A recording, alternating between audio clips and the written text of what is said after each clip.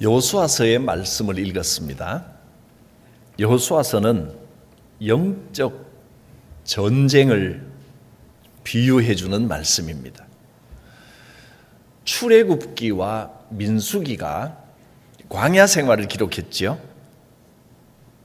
이스라엘의 그 40년 광야 생활은 우리의 실제 삶의 모습을 나타내 보여주는 것이라 그렇게 말씀을 드렸습니다.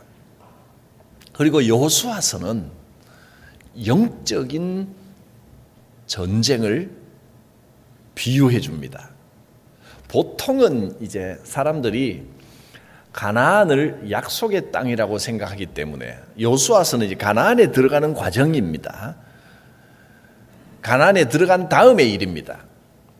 그래서 가나안에 들어가려고 요단강을 건너고 가나안에 들어가면 요단강 건너는 걸 뭐라고 부르죠? 죽는 것을 요단강 건넌다 이렇게 많이 비유를 합니다. 그래서 가나안은 영원한 천국이다 이렇게 비유들을 하는데 저는 생각이 좀 다릅니다. 뭐 비유니까 누가 그렇게 비유하겠다 그러면 맞고 틀리고는 아닙니다. 뭐 그렇게 생각할 수도 있는데 성경을 잘 보면 정확하게는 가나안 땅에 들어가면 가나안 안에서 편안하게 사는 게 아니고 약속의 땅이지만 가나안에 들어가서 계속 전쟁을 합니다. 가나안 땅을 차지하고 있던 사람들을 쫓아내는 전쟁을 하는데 그 전쟁은 뭐냐면 예수를 믿고 난 다음에 우리 안에 차지하고 있는 세상 생각들, 세상적인 사고방식들을 몰아내는 전쟁입니다.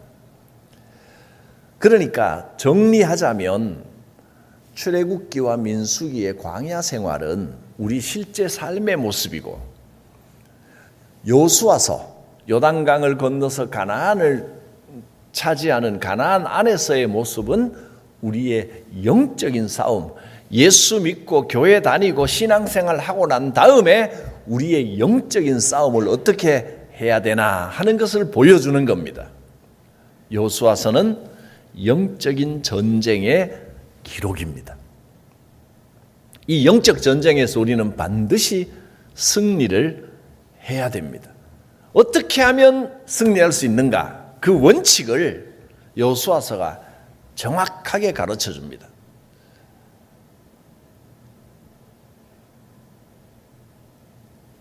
딱 정리해서 말씀드리자면 승리하는 비결은 두 가지입니다.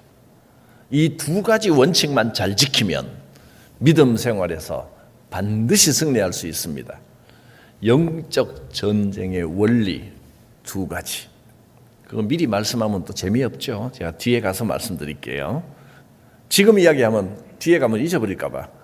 두 가지 있습니다. 원칙은 두 가지인데 그건 좀 이따 이야기하고 아무튼 여호수아서가 끝날 때 이 두 가지 원칙을 지키고 실패도 하고 성공도 하고 했던 이스라엘 백성들을 한자리에 다 모읍니다. 세겜이라고 하는 곳에 백성들을 다 모아서 거기서 다짐을 하고 약속을 하고 그리고 큰 돌 하나를 세워서 기념비를 만듭니다. 절대 이 두 가지 원칙을 앞으로 잊어버리지 마라. 영적 싸움은 이렇게 하는 겁니다. 라고 하는 내용을 거기다가 기념으로 상징물로 삼은 겁니다. 이것을 이름을 붙이자면 뭐라고 붙이면 좋을까요? 세겜 기념비. 세겜이라고 하는 지역을 기억하십시오. 세겜 기념비 뭐 그럴 수도 있고 또 뭐 약속의 돌 뭐 그럴 수도 있고 그래서 저는 외우기 쉽도록 이름을 이렇게 지었습니다. 세겜석. 좋습니다. 세겜석. 이렇게 이름 붙이면 기억하기가 좋겠죠?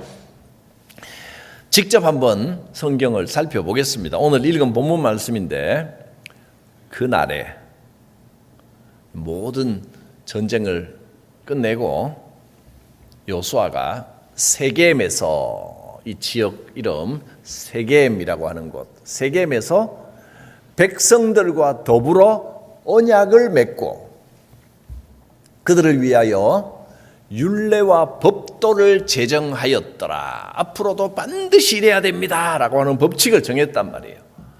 요수아가 이 모든 말씀을 여호와의 율법책에 기록했습니다. 이 기록한 책이 뭘까요? 이게 요수아서 아니겠습니까?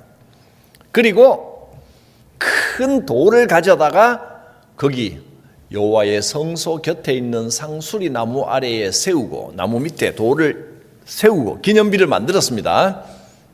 그리고 모든 백성에게 말하기를 이 돌이 우리에게 증거가 되리니 이는 여호와께서 우리에게 하신 모든 말씀을 이 돌이 들었음이니라. 돌이 듣기 하겠습니까? 비유입니다. 이 돌이 약속의 증거다 그 말입니다. 그런즉 너희가 너희의 하나님을 부인하지 못하도록 이 돌이 증거가 되리라 하고 백성들을 보내서 각각 집으로 기업으로 자기 기업 자기 집으로 이제 돌아가라. 가서 살아라. 가서 살면서 이 돌을 잊어버리지 마라 했습니다. 여러분도 이 돌을 잊어버리지 마십시오. 이 돌이 이름이 뭐라고요? 세겜석이라고 우리는 이름을 붙이겠습니다. 처음 가나안 땅을 들어올 때, 지금은 이제 마지막입니다. 가나안 다 정복한 마지막이지만 처음 가나안에 들어올 때 무슨 일이 있었는지 기억하십니까? 여호수아서 1, 2, 3 앞부분 거기에서 맨 처음 뭘 했냐면 요단강을 건넜습니다. 요단강을 건너고 난 다음에 요단강을 어떻게 건넜습니까? 하나님께서 기적을 베푸셔서 범람하던 요단 강물이 뚝 그쳤습니다. 요단강이 멈췄단 말이에요. 그 멈춘 요단강을 건너고 난 다음에 하나님께서 기적을 베풀어서 우리를 인도하시는구나 그러면서 그때도 돌탑을 세웠습니다.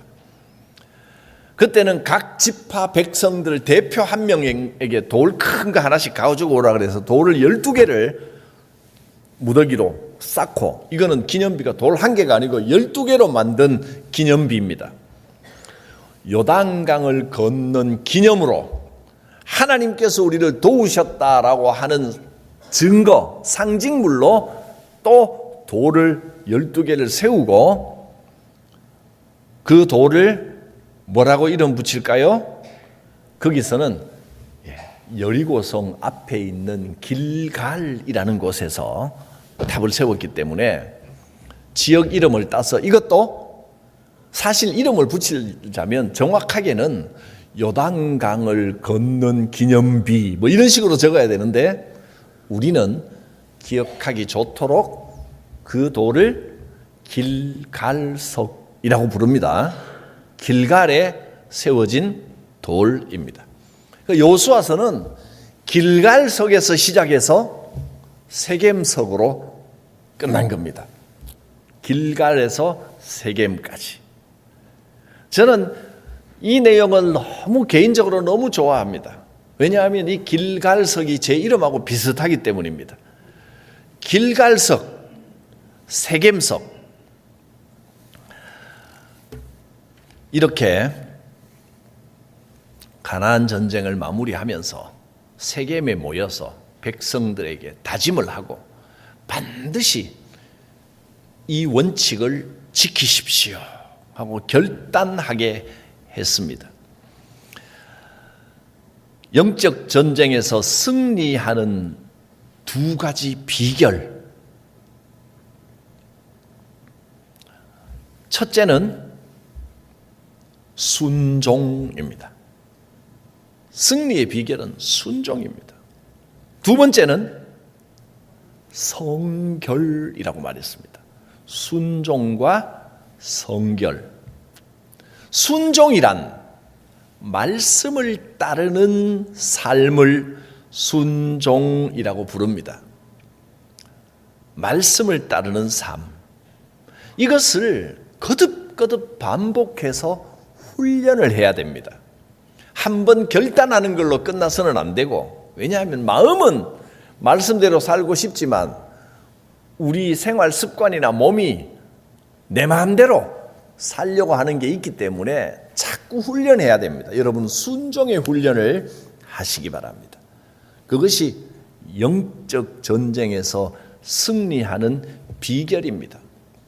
여호수아서를 시작하면서부터 순종에 대한 말씀을 하셨습니다. 1장 7절을 보면 내가 명령한 그 율법을 다 지켜 행하고 좌로나 우로나 치우치지 말라. 그리하면 어디로 가든지 형통하리니. 여러분, 형통의 비결은 좌로나 우로나 치우치지 않고 말씀에 순종하는 겁니다. 말씀대로 행하는 겁니다. 그래서 요단강을 건널 때도 말씀대로 하니까 요단강 물이 멈췄고, 여리고성과 전쟁을 할 때도 도저히 무너뜨릴 수 없는 그 어마어마한 여리고성이 말씀대로 따라가니까 무너졌습니다. 기적이 일어났습니다.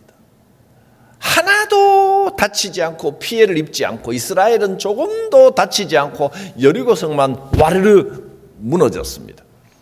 여러분 삶에 어떤 여리고성, 어떤 장애물이 있습니까? 말씀대로 순종하면 승리하는 역사가 있을 줄 믿습니다. 자, 요단강을 어떻게 건넜는지 구체적으로 실제로 한번 살펴보겠습니다. 어떻게 하라 그랬냐면, 제사장 보고, 제사장은 하나님의 말씀을 짊어집니다. 언약궤를 메고, 하나님의 말씀을 상징하는 언약궤를 메고 요단강에 발을 담그기만 하면 강물이 딱 멈췄습니다. 제사장이 지나가면 강물이 멈추는 겁니다. 그리고 백성들은 그 뒤를 따라가면 됩니다.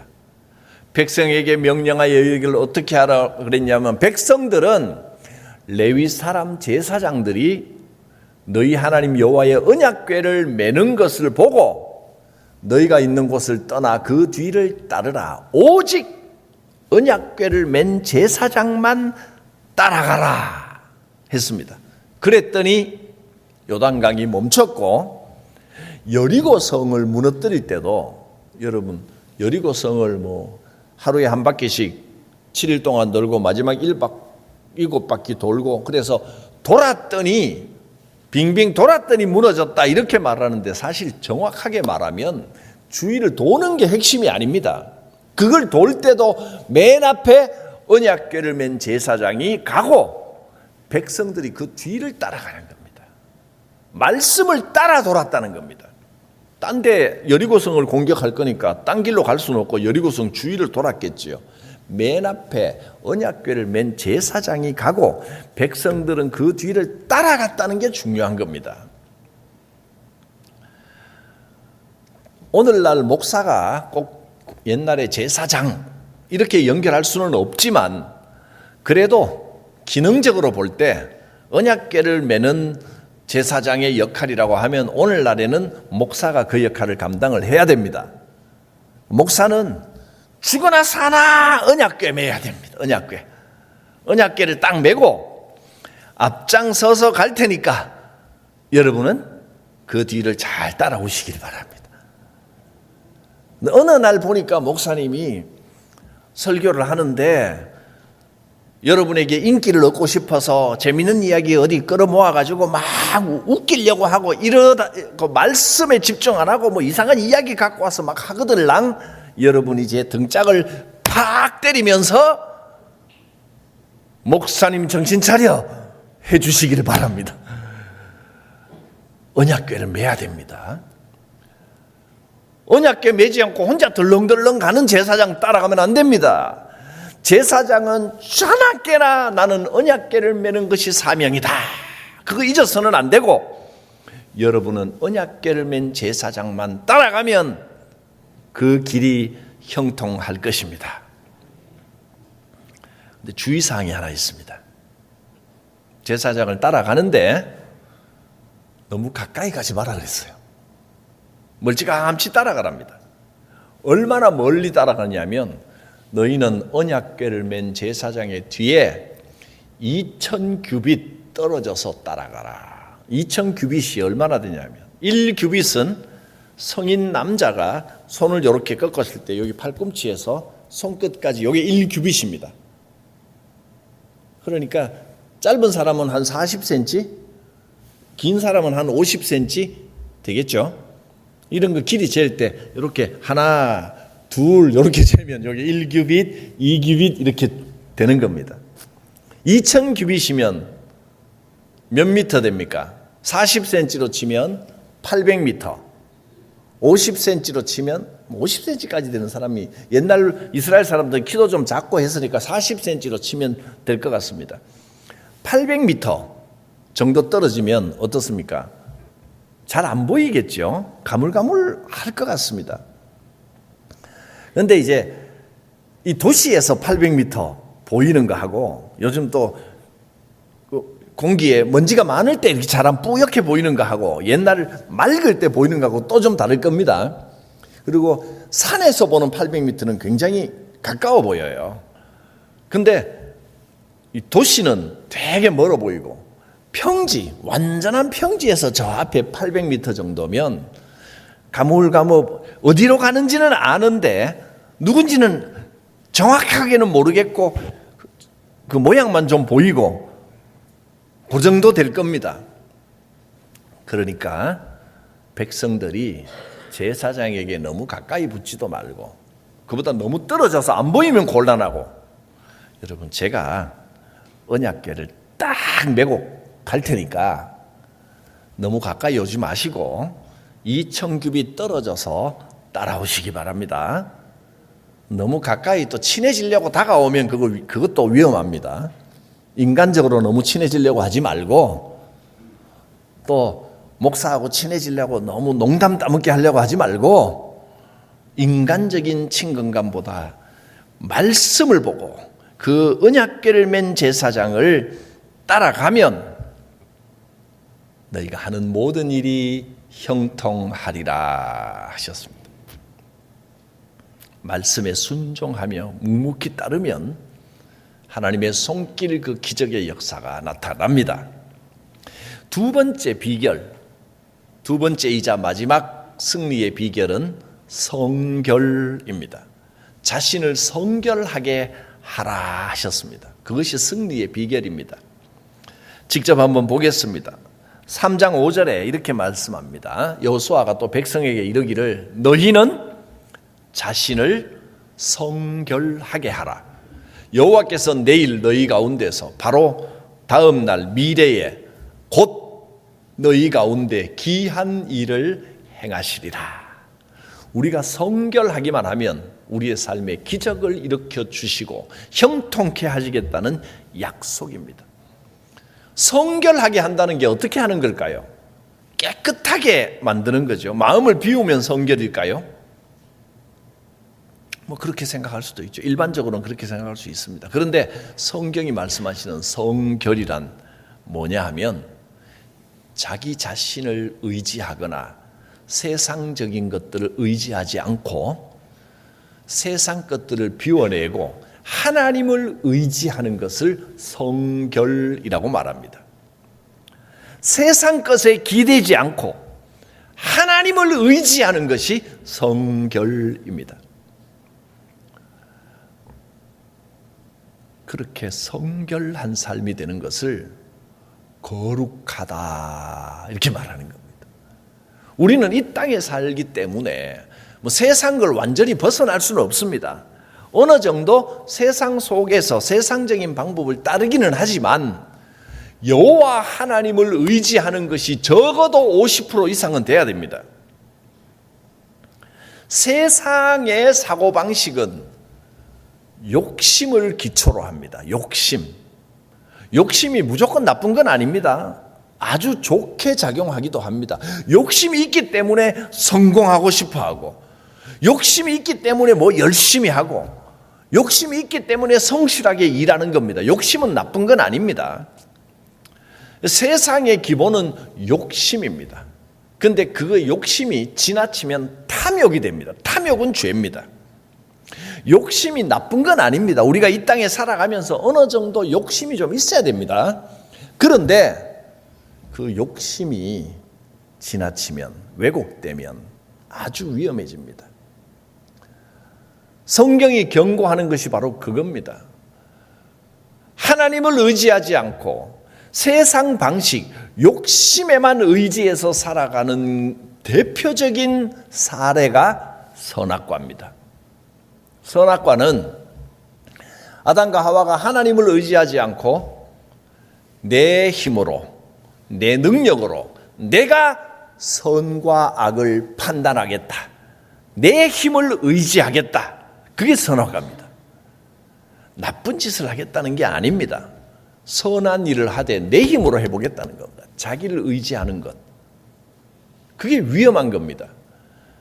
그래서 우리는 하나님께로 돌아가야 됩니다. 성결해야 됩니다. 성결하기 위해서 하나님, 세상을 의지하지 않고 세상 방식대로만 살지 않고 먼저 하나님을 의지하게 하여 주시옵소서. 그것이 성결입니다. 여호수아서에 그 예들이 많이 나와 있는데 대표적으로 여호수아 7장에 이제 여리고성을 공격을 합니다. 요단강을 건너자마자 제일 먼저 만난 곳이 여리고성인데 그 여리고성은 상식적으로 생각해도 도저히 이길 수 없는 성입니다. 아무리 강력한 군대가 공격을 해도 도저히 무너뜨릴 수 없는 성이었습니다. 세상적인 생각으로는, 인간적인 욕심으로는 불가능한 곳입니다. 그런데 하나님을 의지하고 말씀만 따라갔더니 이 비결, 순종과 성결, 이 두 가지 원칙대로 했더니 여리고성이 와르르 무너졌습니다. 할렐루야. 우리의 인생의 장애물들도 여리고성처럼 무너질 줄 믿습니다. 근데 그 다음 성, 두 번째 성을, 그 여리고 바로 옆에 보면 아이라는 곳이 있습니다. 어른 아이의 아이가 아니고 지명 이름입니다. 아이성은 이름 그대로 조그만 성입니다. 별거 아닙니다.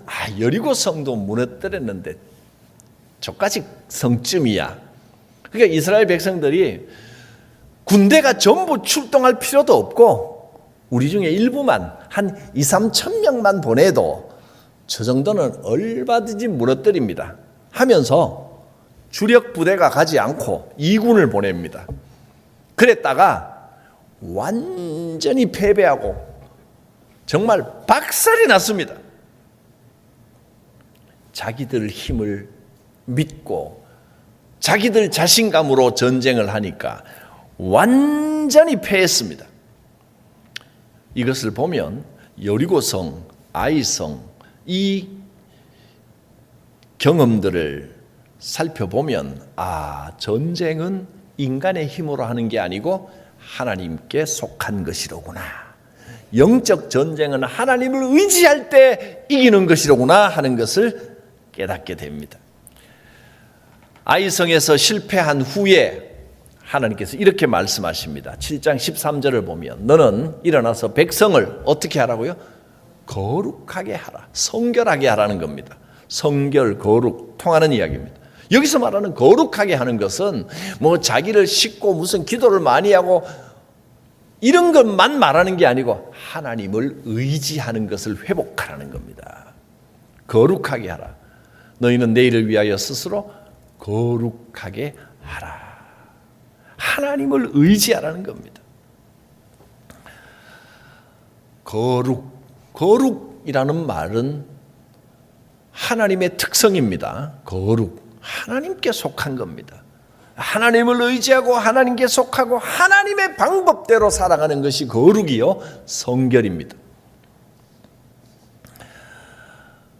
성결의 반대말은 교만입니다.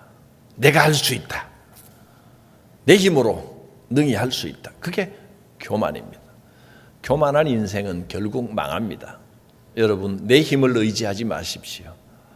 내 힘으로도 얼마든지 할 수 있을 것 같을 때에도 교만하지 말고 하나님을 의지하십시오. 주여, 주님을 의지합니다. 그 고백이 바로 기도입니다. 기도는 소원을 빌고 뭐 해달라고 떼를 쓰는 게 아니고 기도의 기본은 하나님이 아니시면 할 수 없습니다. 주님을 의지합니다. 그게 기도입니다. 순종하고 말씀에 순종하고 성결하면 반드시 승리합니다. 반드시 형통합니다. 순종과 성결을 회복하시기를 바랍니다. 자나 깨나 죽으나 사나 저는 이제 언약궤를 한시도 놓지 않고 주의 말씀만 들고 계속 가겠습니다. 여러분 너무 가까이 오지 마시고 멀찌감치 떨어져서 말씀을 메고 가는 목회자를 따라오십시오. 딴 길로 가시면 안 됩니다. 주님만 의지합니다. 따라오면 하나님께서 여러분의 삶의 형통의 복을 주실 것입니다. 여호수아가 이제 백성들을 다 모아놓고 이걸 잊지 말라는 겁니다. 순종과 성결 이거 잊어버리면 안 된다. 그리고 기념비를 세운 것이 세겜석입니다. 요단강을 건넌 후에 말씀만 따라갑시다 라고 하고 하나님께서 기적을 베푸십니다 하고 길갈에서 기념비를 세운 것이 그냥 비라기보다는 길갈에서는 탑이죠. 길갈석이라기보다는 이름을 바꿔야 되겠습니다. 길갈탑이네요. 12개로 세웠으니까. 길갈석이 제 이름하고 비슷해서 좋아했는데 자 바꿉니다. 길갈탑으로. 길갈탑과 세겜은 큰 돌 하나니까 세겜석입니다. 길갈탑과 세겜석을 잊어버리지 마십시오. 세겜석을 세운 후에 여호수아가 백성들에게 이렇게 말합니다. 그러므로 이제는 여호와를 경외하며 온전함과 진실함으로 그를 섬기라. 너희의 조상들이 강 저쪽과 애굽에서 섬기던 신들을 치워버리고 여호와만 섬기라 했더니 백성들이 다 같이 대답합니다. 백성들이 큰 소리로 이렇게 말합니다. 백성들이 대답하여 이르되 뭐라고 했냐면 우리가 자 이건 백성들의 대답이니까 우리가부터는 일단 행하시고 요 자막 끝까지 같이 한번 고백하며 읽어보겠습니다. 우리가 시작.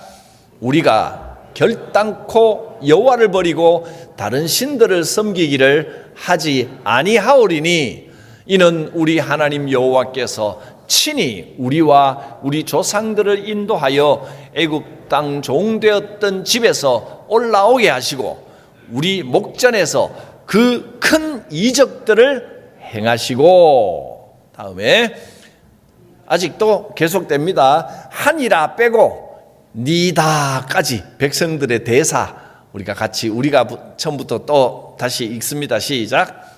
우리가 행한 모든 길과 우리가 지나온 모든 백성들 중에서 우리를 보호하셨으며 여호와께서 또 모든 백성들과 이 땅에 거주하던 아모리 족속을 우리 앞에서 쫓아내셨음이라. 그러므로 우리도 여호와를 섬기리니 그는 우리 하나님이심이니이다. 아멘. 이스라엘의 세겜석의 결단과 고백이 우리의 결단이 될 수 있기를 바랍니다. 승리의 비결은 순종과 성결입니다. 길갈탑과 세겜석이 오늘 이 순간에도 이 사실을 우리에게 증거하고 있습니다. 기도합니다. 전능하신 하나님, 이스라엘 백성을 인도하여 요단 강물을 멈추셨고 여리고성을 무너뜨리셨고 그들을 승리로 이끄셨습니다.